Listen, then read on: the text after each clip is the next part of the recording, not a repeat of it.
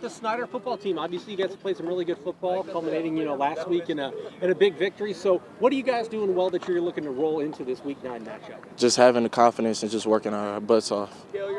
Tell me about this defense. What have you guys done well defensively? What are some of the things that Coach is stressing this week to prepare you for Friday? Really just confident reps, make sure we get all our stuff down from watching film and make sure that we could translate it onto the football field.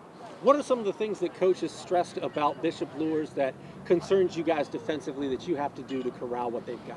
They have a lot of weapons, Jaden, Mr. Glenn, the quarterback, Sirhill. They have a lot of great weapons. For you guys, this is an SAC championship type game. So, back in the hunt after struggling a little bit at times last year, how refreshing is it for you guys and how much are you looking forward to a game where now you're playing for an SAC championship this Friday? It's just good. We doing great. Last year was an off season. We kind of got tired of everybody getting on us, but that's what we was going to get because we Snider. We had one bad season. It's time for us to bounce back, and luckily this year was the year. What do you think will be the biggest key or the biggest X factor on Friday against Luers? Confidence. They're going to make some great big plays. That's every team, and I feel like if we don't get down, we gonna always be in there for that game.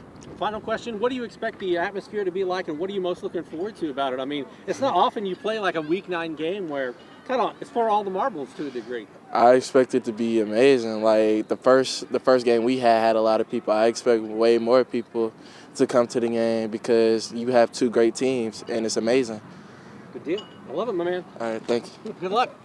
What's going to be the big key for this Snider Panthers team to come out victorious on Friday against Luers? We really just got to go out there firing on all cylinders. We got to come out there with a lot of energy and just shut down their team real fast.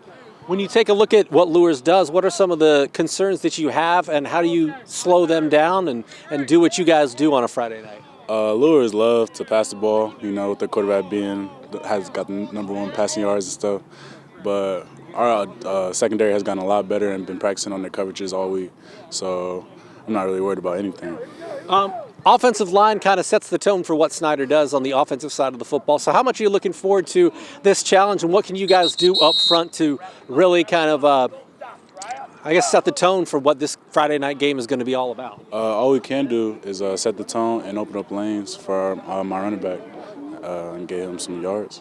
When you take a look at this game, knowing that it's for the SAC championship, what's the mentality of this Snider team as you enter? What is the biggest game of the year for you guys to this point?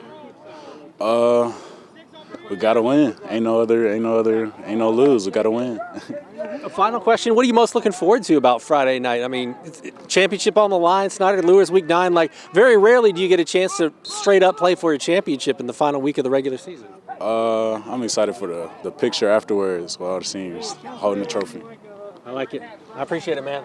All right, Coach. Obviously, Snider Luers Week, not a whole lot needs to be said.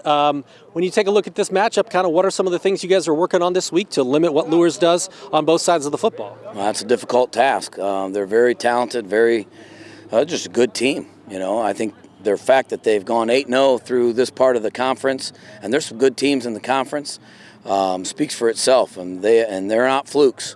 They're a good team. They're well coached. They have very talented players, kids that play hard, and it's a very, very tall task for us Friday night. For this Snider team, you guys, are coming off a big win against Bishop Dwenger.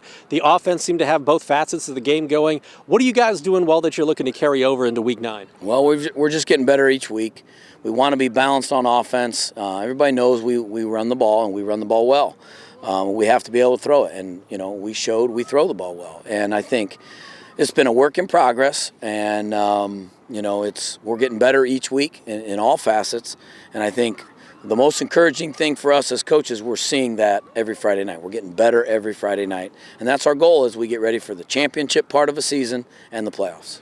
Final question for me, when you take a look at just everything that leads up to this game, the victory bell is very much on the line. How does this team kind of approach a game of this magnitude that I imagine was one of the goals at the beginning of the season was to bring the victory bell back to Snider? It was certainly one of the goals. First thing the seniors, when they got together to set their goals, they wanted to win an SAC championship, and that's our goal every year.